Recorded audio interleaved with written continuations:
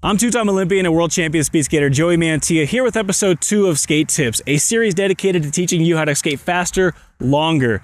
Today we're going to focus on 5 tips that will make anybody a better skater instantly. And it doesn't matter your skill level, whether you stepped on skates a few weeks ago or you're a world champion, being mindful of these 5 things will make you better and make skating more fun overall. Tip number 1, keep your belly button over the center line of your skates. And I'm talking from the front to the back, from the front wheel to the back wheel, right in the middle. If you line your belly button right up over the middle of your skates, you're going to be much more effective. Now, traditionally, people like to sit back on their heels. It's much more comfortable, and it's just something that people naturally do. But if you can force yourself to use these core muscles to push a little bit farther forward, and if you're a fitness skater, it doesn't take much. It's only a couple inches. If you're a speed skater, you have to push a little bit more aggressively and get a good dorsiflexion, so bending at the ankles to get this position correct. But if you can be mindful of this when you're skating, you're going to be much more effective.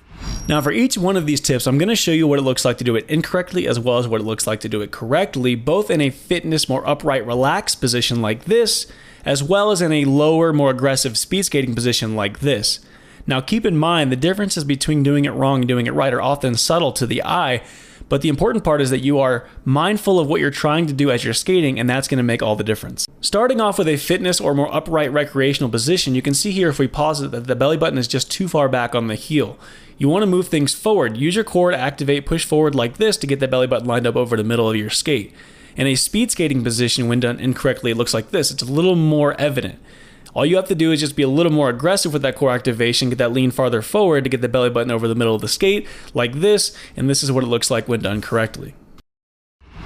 Tip number 2 has to do with positioning. You're going to use your knees as a point of reference, meaning keeping your knees exactly where they are, and then push your ankles and your hips backwards away from that spot. So first, your knees stay here, ankles back, hips back. That's all you're going to do is going to put you in a much more powerful position to make speed. And again, doesn't matter if you're a recreational skater skating more upright, it just takes a much smaller movement to do those two things versus a speed skater from here to here and here, just to be more activated in the hips and a better power position. When it comes to fitness or recreational style skating, you don't have to bend your knees a lot to have a good time or to even get a good workout, but you have to do something. Right now, I'm pretty much moving my feet around with no muscle activation, but by employing tip number 2, I activate the glutes and I make a better connection between my upper body weight and my feet. Now I can just let everything fall into my skates and create easy speed. This is much more fun. When it comes to speed skating, you have to exaggerate the position a little bit more because every speed skater already knows to bend their knees, but oftentimes that means carrying the weight in the quads and it's very tiring. But by employing tip number 2, using the knees as a point of reference and pushing the ankles and the hips backwards, you really exaggerate getting into the glutes and you relieve the pressure from those quads, letting the body weight do the work in the skates and becoming much more efficient. Tip number 3, keep your skating pushes directly to the side of you all the time, except for when you're starting from a dead stop. Skating is the most effective and most efficient when you're pushing to the side. And the reason for that is, as opposed to walking or running, when you're pushing your body weight forward from your foot and moving forward about your foot, skating, you want to travel with your skate all the time. Meaning, if you think of your belly button as your center of gravity, and you're keeping that right over the middle of your skate, as you push, they're both traveling together to create speed at the same exact time because you're working on a slalom angle. Now, what you don't want to do is open your foot up wide and push forward every time you skate, leaving your foot way behind you. That's going to end up being very ineffective, and you're only going to be able to reach a maximum speed that is much less than your actual potential. So by keeping your skating strokes to the side, keeping everything in this nice even lateral plane, and finishing something like this on this white line, or trying to all the time, you're going to be much more effective. This is probably the number 1 mistake people make when they are brand new to inline skating, and it's because they treat their skates like tennis shoes and try to walk on them versus working in a lateral plane and pushing to the side, transferring their weight and carrying their momentum forward. Now you can see now as I push, I'm trying to keep my set down and my push on the same plane. It's never going to be perfect, but that's what you're trying to work towards. In your head, you're trying to keep a line from side to side of you and always working on that line from your push to your set down. Now in speed skating, it's much more detrimental because you're in a lower position, so you're going to get yourself way more tired by doing this incorrectly versus fitness or recreational style skating. But here, when done correctly, all the body weight falls into the skate, and even though it's not perfect, I'm working diligently in my head to try to work in this lateral plane all the time. Tip number 4 has to do with your skate direction, and it's related to tip number 3 in the sense that you don't want to open your skate up so wide and try to push yourself forward away from that. You want everything to travel together and always creating speed together as one system, keeping everything in a nice lateral plane.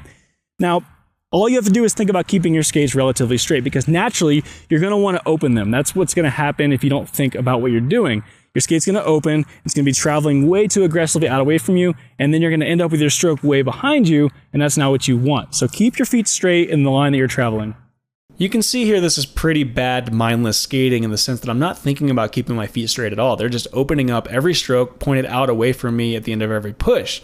Now, when I think about keeping them straight, I get something like this. I'm able to ride my skates straight, and even though my skates are never going to be 100% straight, I'm using that as a cue in my head to get myself into this position. Now, when it comes to speed skating, it's really dangerous to whip right now under push like this and like this. Going from a straight skate to a skate that's pointed out away from you may look or feel like you're creating speed, but you're really not, because at the end of the day, when you go to do a normal push out away from you, you're not going to be able to ride that skate. It's not going to be traveling with you anymore because it's pointed out away from you. Now, if you think about just keeping your foot straight and taking your momentum back and forth across your edges, that's what you want to do. Now I'm trying to keep my feet straight, and you see when I go to do a normal push, I'm able to sit on it and ride it much longer and more effectively. And last but not least, tip number 5, roll your recovery foot into the stroke, meaning as you set that foot down that's coming from being in a recovery position back down onto the ground, don't be abrupt and don't stop with it. Be smooth and gentle and try to maintain all that efficiency and carry your momentum forward. Now, what I mean by that is oftentimes I'll see people, they'll push, bring this over here, and then stomp down to the ground really aggressively, and they're just killing their momentum forward. You want to think about rolling your skate into the ground, starting with your front wheel and then finishing with your back wheel nice and smooth onto the ground. You're coming from here and smoothly transferring that momentum from your right foot into your left or left into the right, whatever stroke you're transferring from. As you can see, I'm bringing the foot underneath me and just stomping down to the ground. And essentially that's throwing the timing of the entire stroke off, meaning all the speed I create by pushing, I'm not able to transfer that into the glide effectively. But when done correctly, you get this nice forward flow in the skating. Every bit of momentum you create is conserved and transferred from skate to skate. Now keep in mind, when you're first starting this, it's highly likely that you're going to catch your toe on your foot that's on the ground, meaning you're going to kick your skate from the back. Just be aware of that. Be careful as you're trying to roll your skate down into the ground if it's something that's new for you, but this is a much more effective and efficient way to do things. Well, that's going to do it for episode 2 of Skate Tips. I'm Joey Mantilla. I hope you enjoyed this video. If you did, please hit the like button, subscribe, and I will catch you next time.